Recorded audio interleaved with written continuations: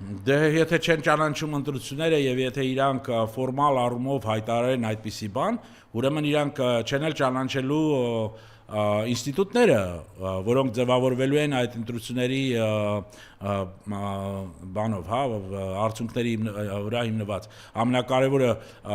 ազգային ժողովը, իսկ ազգային ժողովում նաև ձևավորվում է կառավարություն։ Այսինքն դա կարող նշանակի, որ իրանք չեն ճանաչում կառավարությունը Հայաստանի։ Ես չգիտեմ իրանք պատրաստ են այդպիսի քայլերի գնալ, բայց այս պահին, եթե իրանք չեն ճանաչում, դա է նշանակում։ Միգուցե եւ իրանք վերցրել են պաուզա, ինչ որ չափով, եթե ոչ առաջի դեմքերով, այլ ինչ որ բաներ,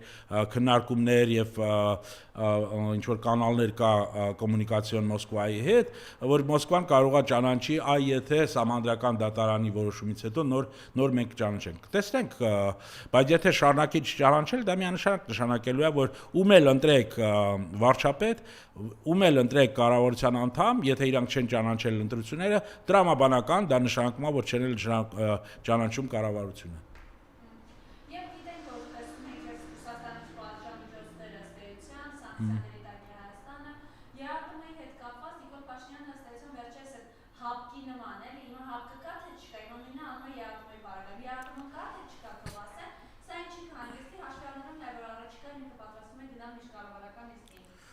Դե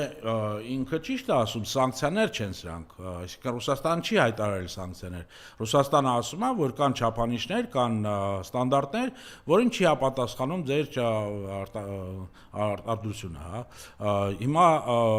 եթե դա է խնդիրը, դու ուրեմն պետք է կարողանաս ինչ որ բանակցես, ինչ որ թերություններ կա վերացնես եւ այլն, հա,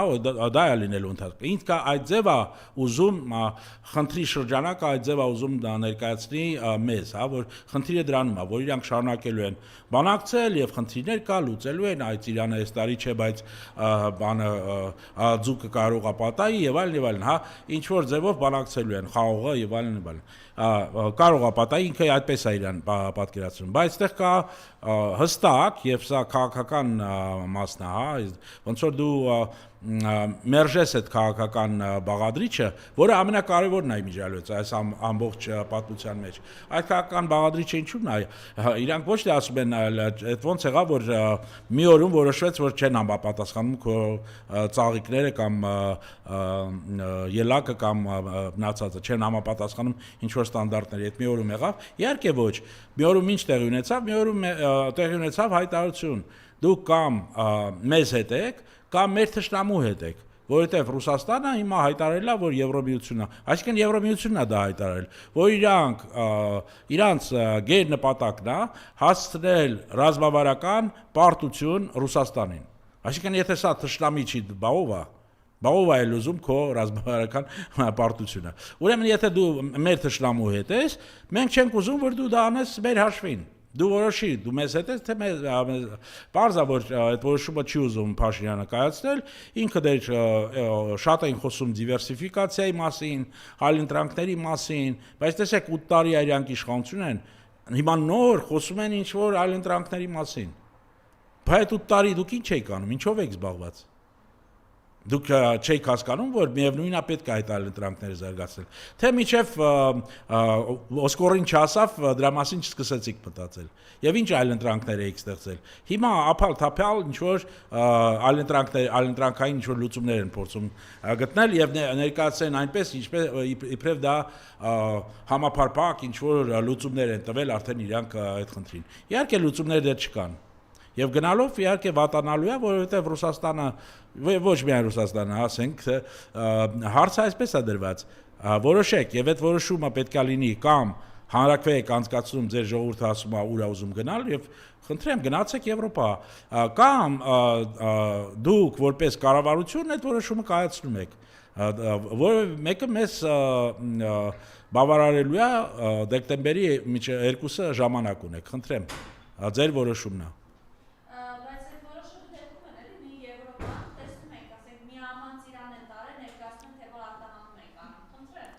Դե սա PR-ի եւ վիրտուալ իրականության աշխարհում ենք ապրում, այսինքն սիմուլյակր ստեղծել, ես ասացի, որ այնպես ներկայացնել իբրև լուծում կա արդեն։ Մենք արդեն Էմիրատներ ուղարկում ենք մեր բալը, մենք ուղարկում ենք Լատվիա ծաղիկները, բայց երբ որ քանակներին նայում ես, եթե կան այդպիսի տվյալներ, պարզա որ շատ հեռու ենք մենք այդ բանից։ Նույնիսկ Փաշինյանը ստիպված հիշեցնում է իր ուրեմն տնտեսության նախարարին, որ 96 միլիոն ծաղիկ է պետք արտահանել, ոչ թե 10,000 կամ 100,000 նույնիսկ։ Ու սա է խնդիրը, հասկանում եք, այդ այլընտրանքները արագ հնարավոր չի ստեղծել։ Դրա համար պետք է ժամանակ, դրա համար պետք է շատ լուրջ աշխատանք, եւ պարզվում է, որ ես ինչպես ասացի, 8 տարի իրանք այդ աշխատանքը չեն արել։ Իսկ հիմա ասում են Եվրոպան իհարկե փորձելու է ձևի համար նույնիսկ գումարներ հատկացնել, ինչ որ հայտարարություններ անել, այ Հոլանդիայի կամ Նիդերլանդերի վարչապետը զանգել է, ասում է, որ մեր ծաղիկները պետքա ունենան մուտք Նիդերլանդներ։ Բայց դուք հասկանում եք, դուք ինչի մասին եք խոսում։ Դուք խոսում եք դրա մասին, որ Հայաստանի ծաղիկ արտադրողը կարող է մասնակցի Նիդերլանդներում անցկացվող աուկցիոններում, ընդ որում այդ աուկցիոնները գնում են ներքև։ Դրել ես քո վարդի գինը 7 եվրո, աուկցիոնի ժամանակ դա կարող է իջնի մինչև 1 եվրո, կարող է մի քիչ ավելի ցածր, որովհետև դու մրցակցելու ես արդեն կայացած արտադրողների հետ, որոնք որ որակել են տալիս, արժեքնել իրենց համար ավելի ցածր է, քան քո համար։ Նույնիսկ եթե այդ արժեքի լոգիստիկայի, տրանսպորտի գինը եվրոպացիները վերցնեն իրենց վրա, միևնույնն է դու չես կարողանալու մրցակցես իրենց հետ։ Սա է խնդիրը, թե չէ ինչ որ ապագորգոր ինչ որ հայտարարություններ անել, դա իրանք շատ լավ իրանց մոտ ստացվում է։ Իրանք նույնիսկ պատերազմում պարտվելը համարեցին, որ դա հաղթանակ է։ Հիմա ժողովրդին բացատրում են, որ դա միակ ձևն էր Հայաստանը պահելու համար, չէ՞։ Այդպես ասում։ Եթե Արցախը չտանք, Հայաստանն ենք կորցնելու։ Դա ասում ինքը։ Բայց դու չես եկել այդպիսի ծրագրով, չես ընտրվել 21 թվին, չես ընտրվել նույնիսկ 18 թվին այդպիսի ծրագրով։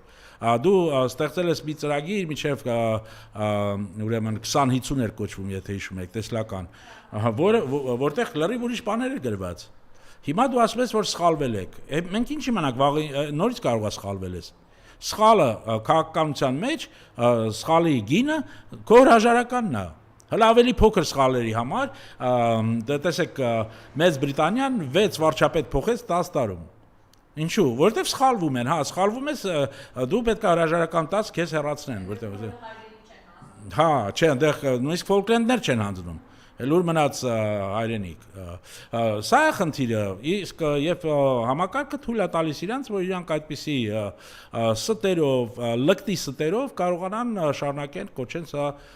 հանրապետություն։ Բայց սա հանրապետություն չի։ Մենք դա էլ պետք է հասկանանք հստակ, որովհետեւ հանրապետությունը ենթադրում է, որ դու ունես իշխանությունների առանջատում, դու ունես ինչ որ ձև վերահսկելու հայ տարբեր իշխանությունների վրա կան լծակներ եւ այլն։ Այդ համակարգը դու չունես։ Ոնց է սա հանրապետություն։ Սա մի բռնապետության մի տեսակն է։ Կարող է դեր մեղմ բռնապետությունը, հա, կոշտ միջոցների չի գնում, ֆիզիկապես չի ոչնչացնում ընդդիմությունը, ոնց որ Ֆրանկոն էր անում Իսպանիայում կամ այլոք, բայց միևնույնն է, միջոցներ կա, լծակներ կա, բոլոր իշխանությունները իրանց ձեռն են, ոնց ուզում են էլ անում են։ Սա է, սա ժողովրդավարություն է, երբ որ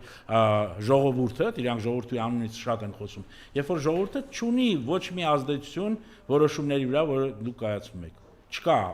ազդեցության ոչ մի հնարավորություն։ Եվ երեք օրինակ մեր բանախոսներից պարոն Սուրենյանցը ասաց իր ունեցած տեղեկություններով եւ վստահ լինելով այդ տեղեկությունների ճշմարտացիության վրա, բոլոր խողովակներով Փաշինյանը փորձում է անմիջապես Ռուսաստանի նախագահի հետ կարողանալ հանդիպում կազմակերպել, կոնտակտի դուրս գալ եւ նաեւ այս մասով կուզեմ ձեր տեսակետը արտահայտեք եւ ինչ է կարծում այդպես հա այն շուստրիությամբ Ենոք Հավանցուկը կարողանա ԵԱՏՄ միջկառավարական նիստում էլ այդպես հարցեր լուծել։ Դուք շատ բարդ հարց եք տալիս։ Այն որ իրանք փորձում են բոլոր կանալները օգտագործել, որպեսզի վերադառնալ բանակցային սեղան եւ որակարգը ձևակերպել իբրև չափանիշների խնդիր, հա, ոչ թե քաղաքական խնդիր։ Դա միանշանակ է, բայց այստեղ մի խնդիր կա կապված իր հարաբերությունների հետ Պուտինի հետ։ Ինքը միշտ խաղացել է այդ խաղը, որտեղ ինքը մի բան ասում է Մոսկվայում, ուրիշ բան ասում է Բրյուսելում, Վաշինգտոնում, եւ դա ինչ որ ձևով փոխանցում էր, որովհետեւ Մոսկվայում ինքը կարող նույնիսկ ասել, որ դե ստիպված է Զելենսկուն ընդունել Երևանում, ես ամենը անում եմ, բայց ես ամենը անում եմ, որովհետև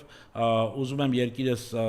չընկնի սանկցիաների տակ, եւ եթե չընկնի սանկցիաների տակ, ես այդ կարգավիճակում կարողանալու եմ ավելի լավ նաեւ ձեր շահերը բավարարեմ, հա, ինչ որ խնդիրներ լուծել, որովհետև Ռուսաստան սանկցիաների տակ է։ Կամ ինչ որ մի տենց մի բան, այսինքն ես կարողանալու եմ ձեր շահերը բավարարել, եթե ես շարունակեմ այս խաղը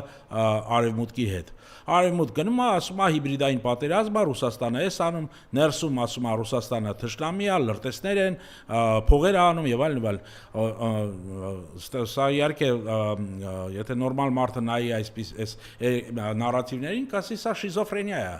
Իսկական շիզոֆրենիկ վիճակ է, բայց իրան հաջողվում էր, ինչ որ մի պակար, մինչև հաջողվում էր։ Հիմա խնդիրը եկել հասել է արդեն այն պահին, երբ որ Ռուսաստանը հասկանում է, որ այդ հանդուրժելը, մտածելը, որ այ բոլոր լծակները մեր ձեռն են, հիշում եք իրանց հայտնի այդ բանա Լուկաշենկոյի «Ակուդանի ձենուցը», որ կարող է պատահի, խնդիրը իրանք արդեն այդ վերահսկելու բանը կորցնում են, լրիվ կորցնում են։ Եվ իհարկե, եթե այդպես են իրանք տեսնում, ավելի հավանական է, որ իրանք ավելի կտրուկ միջոցների դիմեն, այսինքն պահանջեն, որ ինքը ինչ-որ բաներ փոխի ստեղ ներսում, կամ անի են, ինչ-որ իրանց պետք է։ Ու իմիջիալոց, երբ որ ասում են, եւ լսեցի երեք Սահմանադրական դատարանի քննարկումների ժամանակ, ուրեմն դատավորներից մեկը Սաֆարյանը ասում է, այ Ռուսաստանը երեք ուժին հաջակցում էր, այսինքն կրկնում է ԿՊ-ական այդ թեզերը, հա։ Լավ, մի կողմ որ դա դատարանում այդպիսի հայտարարությունների համար քաղաքական այդ կողմնակալությունը պետք է տեղի չունենար։ Դա մի կողմ դնենք, բայց տեսեք, Ռուսաստանը ի տարբերություն Եվրոմիությանը, Մակրոնին, Թրամփին, Վենսին, չեմ ասում էլ մեր թուրք հարևաններին, հա, չի ասել, որ ցանկություն ունի, որ որևէ մի ուժ հաղթի։ Ինչ էր ասում Պուտինը։ Պուտինն ասում էր. «Ստեղծեք հավասար պայմաններ, որ այն ուժերը, որոնք որ կոչում եք պրոռուսական, նրանք էլ կարողանան հավասար պայքարեն»։ Սա էր իրանց ասածը, ոչ թե մենք աջակցում ենք, որ իրանք պետք է հաղթած լինենք։ Ոնց կարելի է դա մեկնաբանել որպես աջակցություն ինչ-որ մի ուժի կամ ուժերի։ Այսինքն նա ասում է ստեղծեք հավասար պայմաններ, որովհետև դուք ասում եք, որ դուք մեր դաշնակիցն եք եւ կան պրոռուսական ուժեր, մենք ասում ենք ստեղծեք հավասար պայմաններ։ Բայց ուրեմն Արևմուտքը, Թուրքիան, Ադրբեջանը բոլորը ասում են, որ այս ուժը պետք է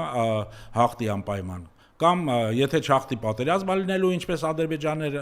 կրկնում ասում էր նույնը, կամ Եվրոմիությունը եւ ամբողջ մամուլը, համարյա թե ամբողջ մամուլը եվրոպական եւ արևմտյան եթե հետեւում էր, այսինքն շրջանակը ինչպես էին ձևակերպել, որ կամ հաղթում է նոր պրոեվրոպական ուժը Հայաստանում, կամ իշխանության գալու են ուրեմն պրոռուսական ուժերը նորից։ Այսպես են իրանք ձևակերպել, եւ այդ ձևակերպումը համապատասխանում էր Փաշինյանի ձևակերպմանը։ Ինքն էլ էր այդպես, ներսում ինքը այդպես էր ձևակերպում։ Հիմա ես չգիտեմ Ռուսաստանում ինչպես են դա մեկնաբանում եւ ինչպես են հասկանում եւ ինչպես ինքը պետքա դրա տակից դուրս գա։ Երևի ասելու է դե ընտրությունները ասում էի, բայց ես դե այդպես չեմ մտածում իհարկե։ Ես մնալու եմ լոյալ եւ այլն եւ այլն։ Հիմա խնդիրը հետեւյալն է, վստահելու են, որ ինքը մնալու է լոյալ։ Ես այդ հարցի շուրջ կասկածներ կային մոտ, որ իրանք այս ամենից հետո շարունակելու են իրան վստահել, որ ինքը վստահելի խաղացող է։ Ըստ էության սա առաջին անգամ է, որ Ռուսաստանը այսպես խիստ բանի տակ է վերցնել այս իրողությունները, հա, ճնշում կասեք թե Ճնշում է, իհարկե, չէ, ճնշում է։ Համաչափ պատասխան է, երբ որ դուք այդպես եք ձեզ պահում ձեր դաշնակցի հետ, ուրեմն ստացեք նաև այս պատասխանները։ Այսպես հա, մինչև վերջ տեսեք, բոլոր պետությունները, սա միջազգային հարաբերությունների իրատեսական դպրոցի առաջի կուրսի ուսանողները սա են ասում։ Բոլոր պետությունները հետապնդում են իրանց շահերը։ Էլ չեմ ասում կայսրությունների մասին։ Իրանք բոլորը հետապնդում են իրենց շահերը։ Եթե Ռուսաստանը տեսնում է, որ իր շահերը կարող է պատահի վնասվեն կամ կարող է պատահի կորուստ ունենա շատ կարևոր հարցերում իր համար։ Իհարկե ինքը կարողանալու է երևի գնալ միջև վերջի գիծ, իսկ այդ վերջի գիծը նաև գազի գներն են եւ հազար ու մի այլ խնդիր։ Այ մենք խոսում ենք գյուղտնտեսական հարցերի արտահանման մասին, բայց ինչու՞ չէ մի հատ նայենք մենք ինչ ենք ներմուծում Ռուսաստանից։ Եվ եթե մենք նայում ենք ինչ ենք ներմուծում, այստեղ ավելի կարևոր կախվածություններ կա, հա։ Նույն ծորենը, նույն պարետանյութերը, այդ ամենը Ռուսաստանից է գալիս։ Հիմա դու եթե խզում ես քո հարաբերությունները այդ խաղացողի հետ եւ չես կարողանալու միանշանակ արագ կերպով, նույնիսկ եթե գումարները տան, դու գումարը չես կարող որպես պարետանյութ օգտագործես, դու պետք է գնես այդ պարետանյութը։ Եվրոպացիք գնում են ռուսական պարետանյութը։ Եվրոպացիք այսօր էլ գնում են ռուսական համ գազը, համ նավթը, որոշ երկրներ գնում են։ Հիմա դու եթե այդ ամենից հրաժարվում ես եւ այլ ընտրանքները չունես, ես ասում եմ դու հայտնվելու ես շատ լուրջ ճգնաժամի մեջ, շատ լուրջ ճգնաժամի մեջ։ Սա է խնդիրը, բայց կգնա Ռուսաստանը միջև այդ գիծը թե չէ, ես չեմ կարող ասել, դա իհարկե որոշում է ոչ միայն ասում ենք Ռուսաստանը, բայց որոշում է վերջո մի մարդ եւ այդ մարդու անունը մենք բոլորս գիտենք։